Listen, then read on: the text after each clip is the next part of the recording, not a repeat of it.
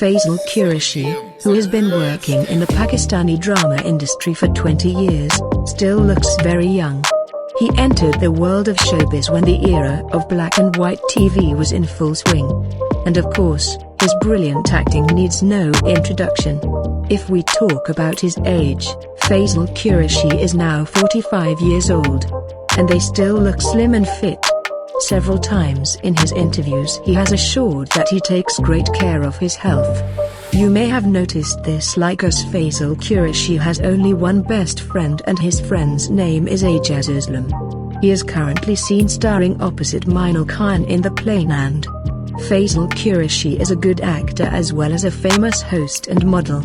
He has also done live morning shows on Aries in Dagi TV channel for many years. But at the moment they are putting the hosting aside and only appearing in their dramas right now. Do you know that Faisal Qureshi has 2 daughters and a son? And his wife Sana Faisal, who is a beautiful housewife. If you haven't seen Faisal Qureshi's family, let's take a look at some beautiful pictures of his daughter celebrating her 9th birthday.